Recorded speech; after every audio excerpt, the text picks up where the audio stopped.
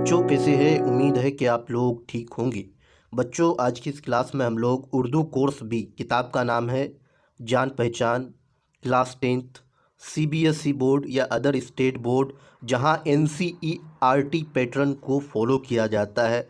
आपके लिए ये क्लास बहुत ही फ़ायदेमंद है, क्योंकि आज की इस क्लास में हम लोग जान पहचान बुक किताब से चैप्टर 17 के बारे में पढ़ेंगे और हर एक चैप्टर का लाइन बाय लाइन हम एक्सप्लेनेशन कर रहे हैं। इससे पहले 16 चैप्टर 16 चैप्टर ऑलरेडी चैनल में अपलोडेड है और उर्दू ग्रामर से रिलेटेड भी कुछ वीडियोस चैनल में अपलोडेड है। यदि आप अभी तक उस वीडियोस को नहीं देखे हैं तो एक बार चैनल में विज़िट करके प्लेलिस्ट में जा कर के ज़रूर देखिए, ताकि आपका उर्दू ग्रामर से रिलेटेड जो भी डाउट हो आपका क्लियर हो जाए और चैप्टर 1 से चैप्टर 16 तक जो भी हम पढ़ा चुके हैं वो भी क्लियर हो जाए। आपका सेकेंड टर्म का एग्ज़ाम चैप्टर 12 से चैप्टर 22 तक रहेगा, इसीलिए हम दो प्लेलिस्ट बनाए हैं। एक चैप्टर 1 से चैप्टर 12 टर्म 1 के लिए है और दूसरा है चैप्टर 12 से चैप्टर 22 तक, उसके लिए सेकंड प्लेलिस्ट है टर्म 2 के नाम से। तो आप लोग चैनल में विज़िट कीजिए और प्लेलिस्ट में जा कर के एक एक क्लास को, एक एक चैप्टर को अच्छे से कवर कीजिए। तो क्लास को शुरू करते हैं। सबसे पहले हम लोग रज़िया सुल्तान के बारे में जानेंगे। चैप्टर है ये 17 जान पहचान बुक का, और ये एक मजमून है जो कि किसी बुक से माखूज़ किया गया है, लिया गया है। तो रज़िया सुल्तान कौन थी? तो रज़िया सुल्तान हिंदुस्तान की पहली मलिका, मतलब ओमेन में, औरतों में सबसे पहली खातून मलिका थी। तो इसी के बारे में हम लोग पढ़ने वाले हैं। और किसकी बेटी थी? ये अल्तितमस की बेटी थी। तो क्लास को शुरू करते हैं और लाइन बाय लाइन जानते हैं। रज़िया सुल्तान हिंदुस्तान की पहली मलिका थी। हिंदुस्तान की पहली मलिका मतलब पहली क्वीन थी, जो दिल्ली के तख्त पर बैठी थी। कहाँ? दिल्ली के तख्त पर बैठी थी, दिल्ली के, जो कि उस समय स्लेव डायनेस्टी नाम से ये लोग का ख़ानदान था, जिसको हम लोग उर्दू में ग़ुलाम ख़ानदान कहते हैं। और उसका फाउंडर का नाम है कुतुबुद्दीन ऐबक, और अल्तितमस दामाद थे। तो वह दिल्ली के बादशाह अल्तितमस की बेटी थी। रज़िया सुल्तान किसकी बेटी है? अल्तितमस की बेटी है। अपने बहन भाइयों में रज़िया सबसे ज़्यादा ज़हन, मेहनती और होशियार थी। रज़िया सुल्तान अपने भाई बहनों में सबसे ज़्यादा ज़हन, इंटेलिजेंट, मेहनती, लेबोरियस और बहुत ही होशियार थी। बाप ने अपनी ज़िंदगी में ही उसे अपना जानशीन मुकर्रर कर दिया। रज़िया सुल्तान के जो वालिद साहब थे अल्तितमस, उसने अपनी ज़िंदगी ही में रज़िया सुल्तान को अपना जानशीन मुकर्रर कर दिया था। मतलब तख्त अगर अल्तितमस की वफ़ात हो जाते तो अल्तितमस की वफ़ात के बाद अगर कोई उसके तख्त को संभालते तो उसकी बेटी रज़िया सुल्तान। इसीलिए अल्तितमस ने अपनी ज़िंदगी ही में उसे अपना जानशीन मुकर्रर कर दिया था रज़िया सुल्तान को, कि मेरे मरने के बाद मेरी बेटी रज़िया सुल्तान मेरे तख्त पर बैठेंगे। वह जानता था कि बेटे ऐश पसंद है, यानी अल्तितमस ये जानता था कि मेरे जो बेटे हैं ये लोग क्या है, ऐश पसंद, ऐश व इशरत की ज़िंदगी गुजार रहे। बेटी के अलावा कोई और हुकूमत चलाने की सलाहियत नहीं रखता है। यानी अल्तितमस को ये पता था कि रज़िया सुल्तान के अलावा मेरे ख़ानदान में कोई भी सल्तनत को नहीं चला सकता है, हुकूमत को नहीं चला सकता है, क्योंकि उसके बेटे, अल्तितमस के जितने भी बेटे थे वो ऐश पसंद थे, ऐश मौज करने वाले थे। उसने अपनी आखिरी दिनों में चांदी के सिक्के पर रज़िया का नाम भी शामिल कर लिया था। जब अल्तितमस बूढ़े हो रहे थे तो उस समय अल्तितमस ने चांदी के सिक्के पर अपनी बेटी का नाम शामिल कर लिया था। ये पिक्चर देख रही है, आप सभी देख रहे हैं कि इसमें कौन बैठे हुए हैं। इसमें रज़िया सुल्तान एक घोड़े में बैठे हुए हैं। उसके बाद हम लोग अल्तितमस की वफ़ात के बाद दरबार में वज़ीर ने जब अल्तितमस का वफ़ात हो गया, बादशाह अल्तितमस का वफ़ात हुआ, तो उसके वफ़ात मरने के बाद दरबार में जब उसका वज़ीर ने जब बादशाह की वसीयत पढ़कर सुनाई तो तुर्क अमीरों ने यह पसंद नहीं किया, जो उस समय के लोग थे वो पसंद नहीं किया कि एक औरत दिल्ली के तख्त व ताज की मालिक हो। यानी वहाँ के जो लोग थे तुर्क अमीर, ये बात पसंद नहीं किया कि दिल्ली के तख्त व ताज की मालिक एक औरत हो। तो रज़िया ने यह देखा तो अमीरों से कहा, मेरे औरत होने पर एतराज़ है तो मैं अमन की खातिर अपने भाई रुकुद्दीन का नाम पेश करती हूँ। यानी रज़िया सुल्तान लोगों को कहने लगा, अमीरों से कहने लगा कि अगर आप लोगों को औरत होने पर एतराज़ है तो मैं अमन व शांति के खातिर अपने भाई रुकुद्दीन का नाम पेश करती हूँ। आओ हम सब मिलकर इस वफ़ादारी का अहद करें। उसके बाद रज़िया सुल्तान ये बात कहने लगे तुर्क अमीरों से। लेकिन हुकूमत हाथ आते ही रुकुद्दीन ऐश व आराम में पड़ गया। जैसे ही हुकूमत रुकुद्दीन के हाथ लगी तो रुकुद्दीन ऐश व आराम में और भी डूब गए। उसकी माँ एक हासिद औरत थी। क्या थी? इसकी माँ एक हासिद औरत थी। उसने दूसरी बेगामात बेगामात मतलब औरत और उनके बच्चों को तरह तरह से परेशान किया। यानी रुकुद्दीन के जो माँ थी एक हसद खोर औरत थी। उसने दूसरी बेगामात मतलब जो भी औरतें थे और उनके बच्चे को तरह तरह से परेशान किया। वह सौतेली बेटी रज़िया की मकबूलियत से जलने लगी। यानी रज़िया सुल्तान की जो माँ थी वो सौतीली माँ थी। इसी वजह से रुकुद्दीन को भी परेशान कर रहे थे, रुकुद्दीन के बेगामात और उनके बच्चों को। और रज़िया सुल्तान सौतीली बेटी थी, इसी वजह से उनकी मशहूरियत से जलने लगे। मगर जल्द ही रुकुद्दीन अपनी ऐश पसंदी और अपनी माँ की ज़्यादतों की वजह से कदर बदनाम हो गया कि दिल्ली के लोगों ने उसको गिरफ़्तार करके मौत के घाट उतार दिया। यानी उसकी माँ की ज़्यादती की वजह से और साथ साथ ऐश पसंदी की वजह से अल्तुतमिश के बेटे रुकुद्दीन इतना बदनाम हो गया था कि दिल्ली के लोगों ने उसे गिरफ़्तार करके मौत के घाट उतार दिया। उसके बाद दिल्ली के अवाम रज़िया की खूबियों और इल्तुतमिश की वसीयत से वाकिफ़ थे। यानी इल्तुतमिश ने जो वसीयत किए थे उससे वाकिफ़ थे दिल्ली के लोग, और रज़िया की क्वालिटी खूबियों से भी वाकिफ़ थे। उनमें एक बुज़ुर्ग सूफ़ी का ज़मुद्दीन ज़ाहिद ने रज़िया की तख्त नशीनी का ऐलान कर दिया। उनमें एक बुज़ुर्ग सूफ़ी थी जिनका नाम था ज़मुद्दीन ज़ाहिद। उसने रज़िया की तख्त नशीनी का ऐलान कर दिया। तख्त नशीन होने पर रज़िया ने अहद किया कि मैं अवाम की भलाई और सल्तनत की तरक्की के लिए काम करूंगी। रज़िया ने क्या सोचा, जब उसको तख्त मिला, तख्त मिलने के बाद रज़िया सुल्तान ने कहा, अहद किया कि मैं अवाम की भलाई और सल्तनत की तरक्की के लिए काम करूंगी। मैं उस वक्त तक चैन से नहीं बैठूंगी जब तक ये बात साबित ना कर दूं कि मैं मर्दों से कम नहीं हूँ। यानी रज़िया सुल्तान अपने आप में अहद लिया और कहने लगे कि मैं अवाम की भलाई और सल्तनत की तरक्की के लिए काम करूंगी। मैं उस वक्त तक चैन से नहीं बैठूंगी जब तक ये साबित ना करूं कि मैं अमीरों से कम नहीं। रज़िया ने तख्त नशीनी के बाद निहायत बहादुरी से मुश्किलों का डट कर मुकाबला किया। रज़िया सुल्तान बहुत ही निहायत बहादुरी के साथ जो भी मुश्किलें आते थे उसका डट कर मुकाबला किया। वह फ़ौज की कमान खुद संभालती थी, जो भी फ़ौज थे उसकी कमांडर खुद संभालती थी। उसने बादशाहों की तरह काबा और कलहा पहनी। यानी जो बादशाह पहनने का ये जो ज़ेवरात होते थे ये सारे काबा और कला रज़िया सुल्तान ने भी पहनी। काबा और कला क्या है? तो एक तरह का पहनने का हथियार है। कला को टोपी कहते हैं हम लोग, और उसके बॉडी में जो भी आला अस्त्र होते हैं। अपने नाम के सिक्के जारी किए, रज़िया सुल्तान अपने नाम के सिक्के जारी किए। सल्तनत में अमन कायम किया। सल्तनत में जो परेशानी, चारों तरफ हंगामा बरपा हुआ था, उसको अमन शांति कायम किया। इंतज़ाम को बेहतर बनाया, जो भी इंतज़ामात थे उसको बेहतर बनाया। अवाम की खुशहाली का यानी अवाम की खुशहाली का हर तरह से ख्याल रखा। जो भी अवाम की खुशहाली थे उसका ख्याल रखा। तिजारत को फ़रोग़ दिया, कारोबार जिसको हम लोग बिज़नेस कहते। सड़कें बनवाए, उसके बाद दरख्त लगवाए, कुएँ खुदवाए। उसने मदरसे और सरकारी कुतुब खाने भी कायम किए। ये सारे रज़िया सुल्तान उस समय कायम किए थे। ओनली 3.5 साल हुकूमत की थी। रज़िया सुल्तान को खुद भी पढ़ने लिखने का शौक़ था। रज़िया सुल्तान को खुद पढ़ने लिखने का शौक़ था और अच्छी घोड़सवार थी। रज़िया सुल्तान क्या थी? एक घोड़ी चलाने वाली थी, बहुत ही अच्छी घोड़सवार थी। और उसे जंगी असलाहों के इस्तेमाल का हुनर भी आता था। यानी जंग के जो सामान होते हैं उसको चलाने का उसको हुनर भी आता था।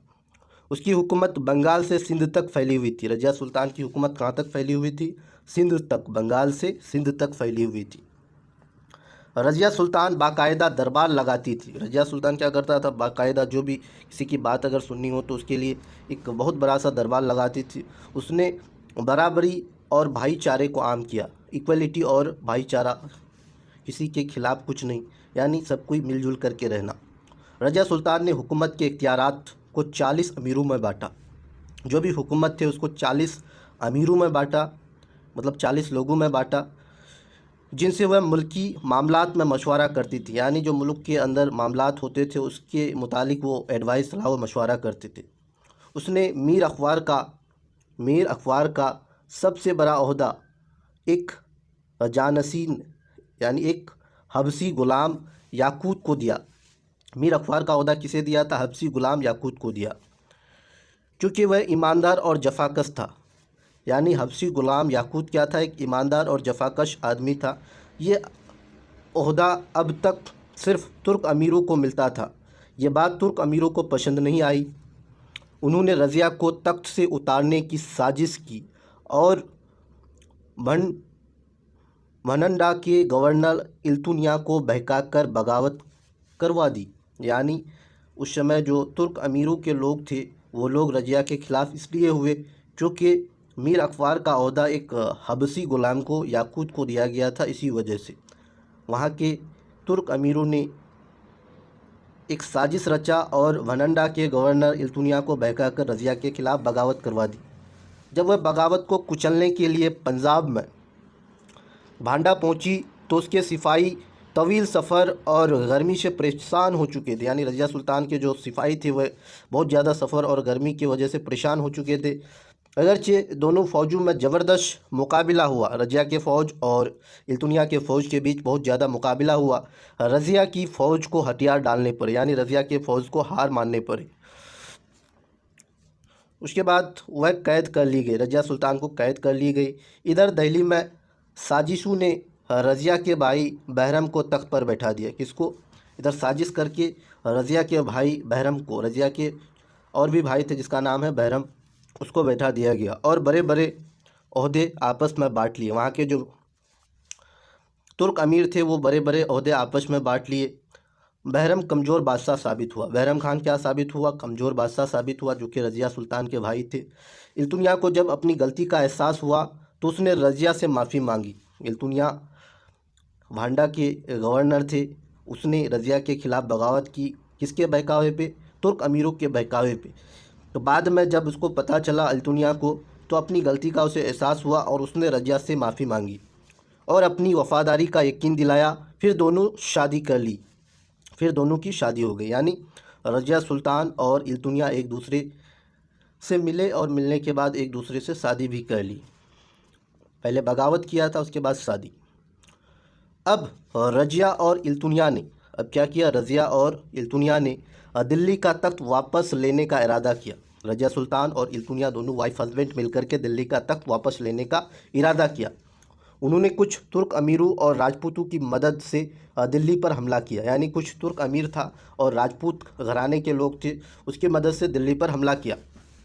मुखालिफ अमीरों ने सोचा कि रज़िया दिल्ली में बड़ी मकबूल है, यानी दिल्ली में क्या बहुत ही फेमस है, अगर इसकी फ़ौजें यहाँ पहुँच गए तो उसके मददगार उठ खड़े होंगे, इसलिए जंग दिल्ली से दूर होनी चाहिए। यानी जो भी वहाँ के अमीर थे, अमीरों ने सोचा कि रज़िया की मकबूलियत यहाँ फैली हुई है, अगर इसकी फ़ौज यहाँ पहुँच गए तो उसके मददगार और उठ खड़े होंगे, इसलिए जंग दिल्ली से दूर होनी चाहिए। चुनांचे बैरम के फ़ौज ने रज़िया को रास्ते में ही रोक दिया। जो बैरम खान थे, रज़िया सुल्तान के भाई, रज़िया को रास्ते में ही रोक दिया। शाही फ़ौज तादाद में ज़्यादा थी, जो यानी बैरम के फ़ौज थे वो तादाद में ज़्यादा थी और उसके पास बेहतर हथियार भी थे। घमसान की लड़ाई हुई, यानी बैरम की फ़ौज और रज़िया की फ़ौज के बीच बहुत घमासान की लड़ाई हुई। रज़िया ने बड़ी हिम्मत दिखाई लेकिन उसे शिकस्त हुई। यानी रज़िया सुल्तान बहुत ज़्यादा हिम्मत दिखाई थी लड़ाई में, लेकिन फिर भी उसे शिकस्त हुई और उसे रज़िया सुल्तान को कत्ल कर दिया गया। बैरम खान की फ़ौज रास्ते रोके और दोनों फ़ौजों के बीच लड़ाई हुआ, रज़िया की फ़ौज और बैरम की फ़ौज, और ये किया था अमीरों ने, तुर्क अमीरों ने। कुछ तुर्क अमीर रज़िया के सपोर्ट में थे और कुछ यानी रज़िया के ख़िलाफ़ थे। तो रज़िया सुल्तान ने सिर्फ 3.5 साल हुकूमत की। कितना? 3.5 साल हुकूमत की। लेकिन इस मुख्तसर मुद्दत में उसने अपनी हिम्मत, हौसले और हुसन इंतज़ाम से साबित कर दिया कि वह आले दर्जे की हुक्मरान थी। रज़िया सुल्तान की हिम्मत, हौसला, उसकी इंतज़ामात ने यह साबित कर दिया कि रज़िया सुल्तान एक आले दर्जे की हुक्मरान थी दिल्ली की। तो दिल्ली की सबसे पहली मलिका खातून कौन थी? रज़िया सुल्तान। यानी हिंदुस्तान की सबसे पहला अगर हुक्मरान थी तो वह मलिका क्वीन कौन थी? सबसे पहला रज़िया सुल्तान। और ये ग़ुलाम ख़ानदान से बिलोंग करते थे। ये थी रज़िया सुल्तान से जुड़ी हुई कुछ मालूमात, जानकारी, जो कि इस चैप्टर में हम लोग एक मजमून पढ़े। अब इसका कुछ अल्फाज मानी है, इसको भी जान लेते हैं। जैसे वाहिद का मीनिंग होता है अकेला, एक। वसीयत मतलब मौत के बाद या मौत से पहले की जाने वाली हिदायत। वसीयत क्या होता है? अगर किसी का बाप किसी को वसीयत करता है तो वह मौत से पहले करता है। उसके बाद कला मतलब होता है टोपी। महाफिज मतलब हिफाजत करने वाला। सिला मतलब बदला, इनाम। जफाकस्त मतलब मेहनत करने वाला। हुस्न इंतज़ाम मतलब अच्छा इंतज़ाम, काम करने की खूबी। हुक्मरान मतलब हुकूमत करने वाला। आलम मतलब इल्म वाला, पढ़ा लिखा। उसके बाद कुछ सवाल व जवाब है, गौर कीजिए। रज़िया सुल्तान हिंदुस्तान की क्या थी? पहली हुक्मरान थी। रज़िया सुल्तान हिंदुस्तान की पहली हुक्मरान थी। रज़िया ने अपने कारनामों से ये दिखाया कि औरत मर्दों से किसी तरह कम नहीं होती। उसके बाद कुछ सवाल और जवाब है, जैसे रज़िया सुल्तान की खूबियाँ क्या थी? तो रज़िया सुल्तान की क्या क्या खूबी थी हम लोग पढ़े। रज़िया सुल्तान जहन नशीन, मेहनती और होशियार थी। इसमें हिम्मत और हौसला बहुत ज़्यादा थी। इसमें एक अच्छे हुक्मरान की तमाम खूबियाँ मौजूद थी। इसने साढ़े 3 साल हुकूमत की, लेकिन अपनी हिम्मत, हौसले और अच्छी इंतज़ामात से ये साबित कर दिया था कि वह आला दर्जे की हुक्मरान थी। ये सारे हम लोग पढ़े रज़िया सुल्तान की खूबी। दूसरा सवाल है, रुकुद्दीन किसका बेटा था और इसे किसने मारा? तो रुकुद्दीन इल्तुतमिश का बेटा था। हुकूमत हासिल होने के बाद वह अयासी में डूब गया था और तुर्क सरदारों की नाराज़गी के बाद दिल्ली के लोगों ने उसे गिरफ्तार करके मार दिया था। इल्तुतमिश की क्या वसीयत थी? तो इल्तुतमिश ने वसीयत की थी कि मेरे मरने के बाद मेरे लड़कों के बजाय मेरी लड़की रज़िया को दिल्ली की हुकूमत दी जाए। फोर्थ सवाल है, तख्त नशीनी के बाद रज़िया ने क्या अहद किया? जब रज़िया तख्त संभाली तो संभालने के बाद रज़िया ने अहद किया कि वह अवाम की भलाई और सल्तनत की तरक्की के लिए काम करती रहेगी और उस वक्त तक चैन से नहीं बैठेगी जब तक ये साबित ना कर दे कि वह मर्दों से कम नहीं। तो ये 4 नंबर सवाल का जवाब है। रज़िया ने मीर अखबार का अहद किसे दिया था? तो रज़िया ने मीर अखबार का अहद एक हबसी गुलाम याकूत को दिया था। 6 नंबर क्वेश्चन है, रज़िया की फ़ौज का मुकाबला किससे हुआ था? तो रज़िया की फ़ौज का मुकाबला इल्तुमिया से हुआ था, जो कि बाद में दोनों शादी कर लिए थे। उसके बाद रज़िया सुल्तान ने कितने बरस हुकूमत की? रज़िया सुल्तान ने 3.5 साल हुकूमत की थी। और भी कुछ सवालात होंगे शायद। नीचे लिखे हुए लफ्ज़ों से जुमले बनाइए। तो नीचे कुछ लफ्ज़ है, जैसे जहन, जहन से एक जुमला बनाइए। तो रज़िया सुल्तान का जहन बहुत अच्छा था। वफ़ादारी, कुत्ते और घोड़े में वफ़ादारी बहुत होती है। ओहदा, हिंदुस्तान में सदर जमहूरिया का ओहदा सबसे बड़ा है। महाफिज, हर बैंक में महाफिज ज़रूर होते हैं, खाली जगहों को भरे। और रज़िया सुल्तान दिल्ली के बादशाह इल्तुतमिश की बेटी थी। किसकी बेटी? इल्तुतमिश। रज़िया हिंदुस्तान की पहली मलिका थी। रज़िया के शोहर का नाम इल्तुनिया था। उसके बाद तुर्क अमीरों ने रज़िया के भाई को तख्त पर बैठाया।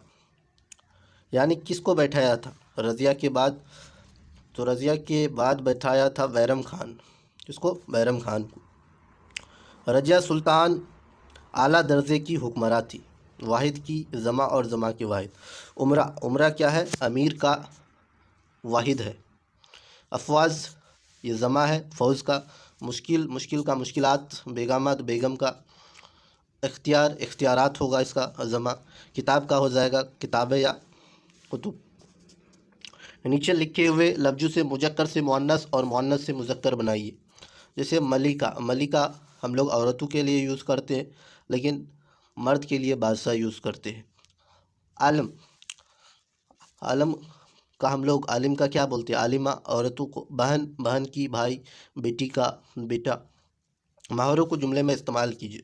मैदान छोड़ना, यानी किसी कोई यानी डर से भाग जाता है, उसी को हम लोग मैदान छोड़ना कहते हैं।